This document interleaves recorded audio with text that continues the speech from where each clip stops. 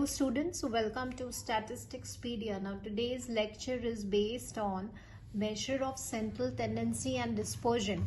So today's lecture is basically for all the objective questions, and which is basically the conceptual questions which will make you understand the concept of change of origin and scale.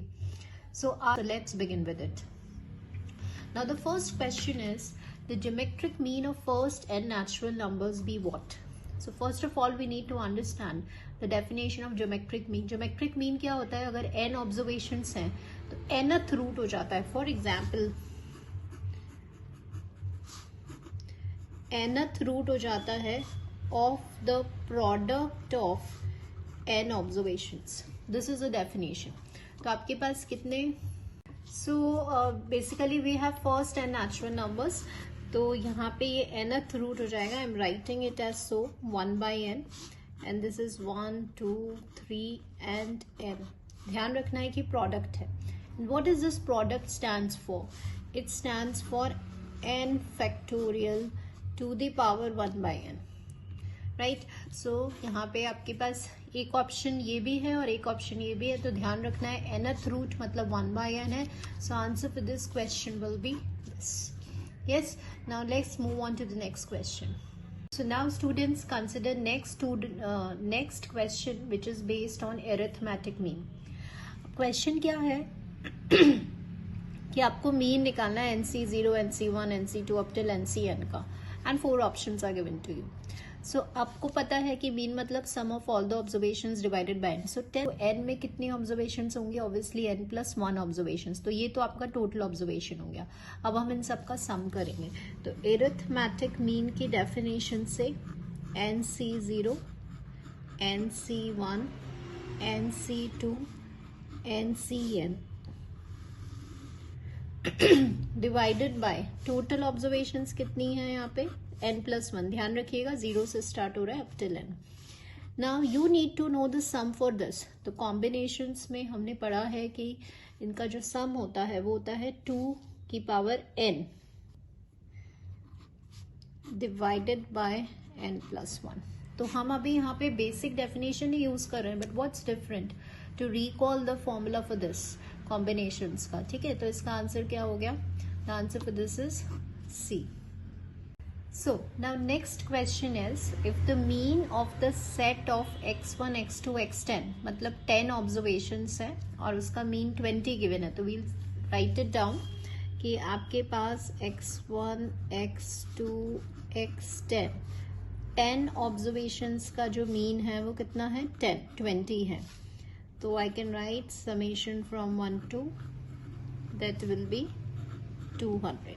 Now students, here I will tell you two method. एक तो मैं by definition I will explain you that how we can find the answer, and second method will be concept पढ़ा है change of origin and scale को, उसको हम कैसे implement करके quickly question को solve करें. So method 1 is by definition, how logically we can move. Then the mean of this.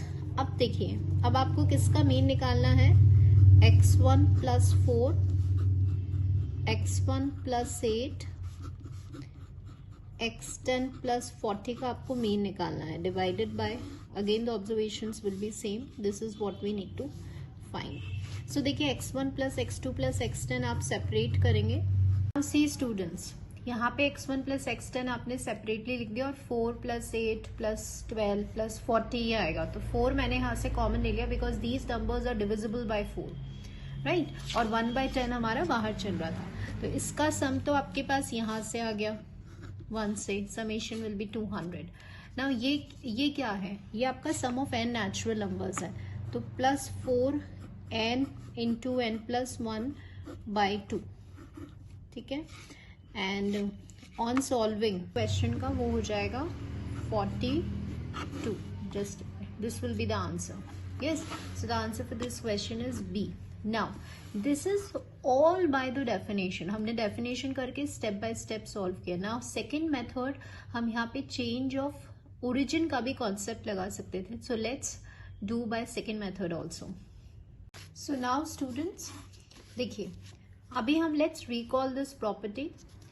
y equals to a plus x है, मतलब अगर आप कोई भी constant add कर रहे हैं अपनी ऑब्जर्वेशंस में, तो मीन को it is affected by the change of origin, मतलब वो उतने ही अमाउंट से इंक्रीज हो जाता है. Mean it is affected by origin, मतलब वो +4 xi + 8 xi + 12 and so on. तो आपको यहाँ से ही समझ में आ गया कि ये मल्टीपल्स ऑफ 4 हैं. तो हम इसको कैसे लिख रहे हैं, xi + 4 of i. We are writing this वे.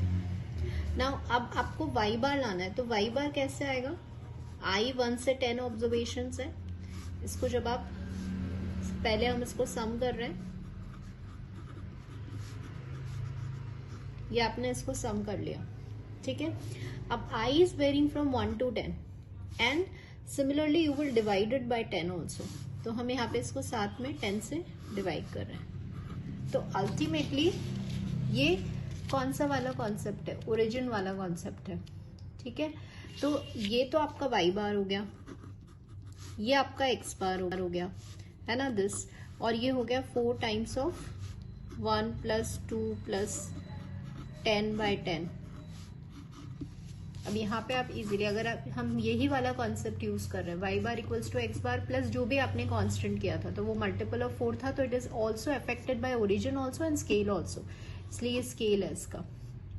तो once you will calculate you will get the same answer. Let me calculate this. देखिए x बार क्वेश्चन में 20 दिया हुआ है, 4 n +1/2 × 10, तो ये आ जाएगा आपका. This is how we can go by conceptual manner. यहाँ पे भी I have written each and every step, but no need to write this because you know this concept. Okay, so now what is the next question. Suppose आपको ये given है, standard deviation आपको find करना है. तो अब ये question कैसे इंपॉर्टेंट है, how to use the formula. तो आपको पता है कि जो स्टैंडर्ड डेविएशन है उसका फॉर्मूला क्या होता है, and what d stands for basically x minus some arbitrary constant. So यहाँ पे देखो x माइनस कांस्टेंट क्या है, यहाँ पर ये d है अपना. So here what is d, जैसे अगर हम di लिख देते हैं तो xi - 8 इज d. तो आपको सिंपली यहाँ पे पुट करना है, ये समेशन d² है, तो समेशन ये आपका d है, तो d² क्या है 45, n क्या है 18 माइनस समेशन d क्या है 9/18 का whole of the square. So once you will solve this, आप थोड़ा सा इसको कैंसिल करेंगे तो ये आपका आंसर जो आएगा वो आएगा 3/2. So answer for this question will be D. Now these are just to recall the concepts and just to apply the concepts. So I have not written the 4 options. अभी जैसे find the coefficient of variation of first and natural numbers हमें निकालना है. Coefficient of variation क्या होता है, एक relative measure होता है आपके variance का, standard deviation का. तो क्या होता है, sigma x into 100. So here we will find sigma by x bar. ठीक है, वो एक्सप्रेस्ड एज अ %. तो यहाँ पे n नेचुरल नंबर्स है, तो if you know it, now this you need to learn because आप ऑब्जेक्टिव क्वेश्चन की प्रैक्टिस कर रहे हैं. तो फर्स्ट n नेचुरल नंबर्स का यहाँ पे तो I find it out, but वैसे आपको याद होना चाहिए जो मीन होता है वो हो जाता है आपका n+1/2. ऐसे ही आपको वेरिएंस भी याद होना चाहिए. जो वेरिएंस होता है, आई एम राइटिंग वेरिएंस, वो क्या होता है n² - 1/12. सो CV क्या हो जाएगा, दिस इज सिग्मा, है ना, सिग्मा डिवाइडेड बाय मीन, मतलब n+1/2 हो गया ये. Now you have to remember this कि आप इसको लिख सकते हैं n+1 n-1. So this 2 and 2 cancel and on simplification ये हो जाएगा n-1 थ्राइस n+1, सब कुछ रूट में आ गया, है ना. एंड आई एम सॉरी, यहाँ पे आप इफ इन ऑप्शन वैसे गिवन होगा 100 भी करना था, ठीक है. This we have written, I have just calculated sigma by x. So this is the CV for n natural numbers. Now consider next question which is related to your mean deviation. See question क्या है, the mean deviation of the series, this series is given to you, from its mean be what. सो सबसे पहले हम recall करेंगे mean deviation. ध्यान रखना है absolute deviations होते हैं ऑब्जर्वेशन के फ्रॉम एनी मेजर, क्योंकि ये एक फ्लेक्सिबल मेजर होता है। अब any measure could be mean, median and mode, लेकिन यहाँ पे आपको मीन से निकालना है, तो ए क्या होगा यहाँ पे, मीन होगा, ठीक है, divided by n. So first of all we need to find the mean, तभी हम इसका डेविएशन ले पाएंगे। तो मीन आपको किसका निकालना है, ए प्लस टी, ए प्लस 2d और a प्लस 2nd का। अब यहाँ पे कितनी टर्म्स है, 2n। 0 से 2n में कितनी टर्म्स होंगी, 2n प्लस 1 टर्म्स होंगी, राइट। तो a को जब आप ऐड करेंगे, n plus 1a plus d I am taking common, 1 plus 2 plus 2n तक जा रही है, and this whole is divided by 2n plus 1. This is sum of n natural numbers, n plus 1 by 2 होता है, into 2n plus 1. 2 से 2 cancel हो गया, 2n plus 1 से 2n plus 1 कैंसिल हो गया, तो a plus nd हमारा आ गया, मीन आ गया, ठीक है। नाउ मीन डेविएशन का फॉर्मूला, अब हमें मीन डेविएशन n plus 1 थी, ध्यान रखना है यहाँ पे sum of the absolute deviation. Observation का डिफरेंस किससे लेना है, आपको मीन से लेना है।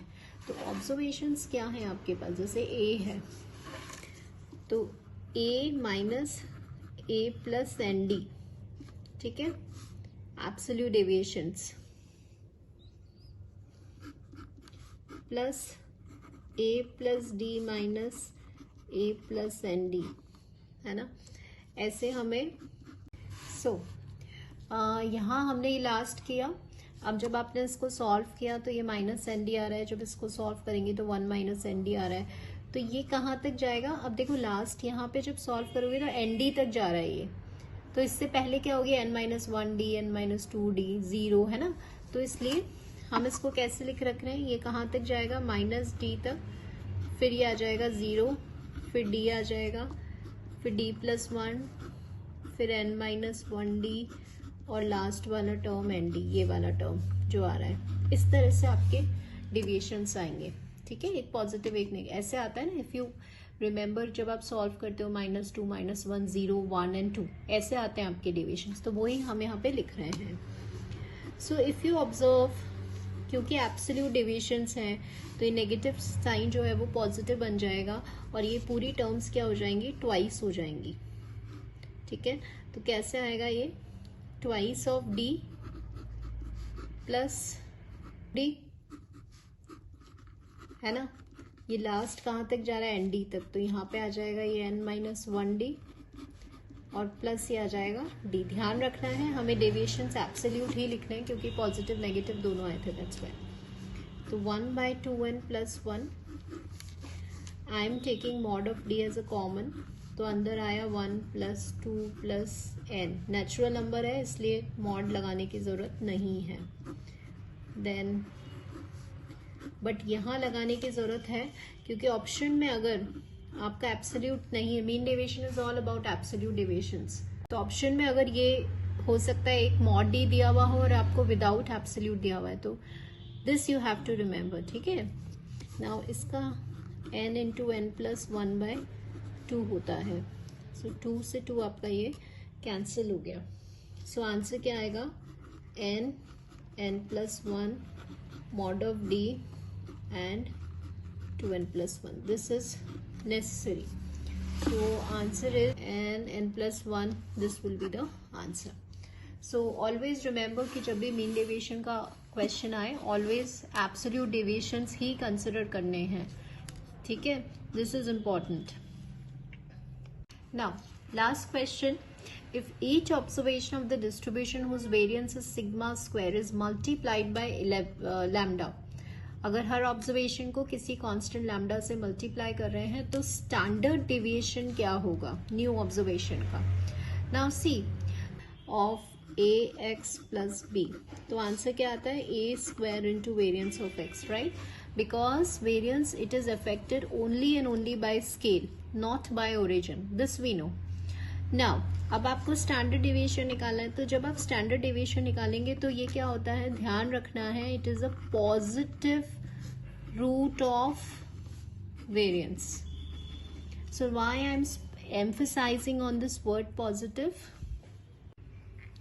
Now you all know कि आपका आंसर क्या आने वाला है, because standard deviation is as well as the variance is affected by scale. तो लैम्डा आपके आंसर में आएगा, और स्टैंडर्ड डेविएशन है तो सिग्मा भी आएगा. But here 2 options are given to you, right. ध्यान रखना है, I am why have written over here positive root, ये वैल्यू पॉजिटिव होनी चाहिए.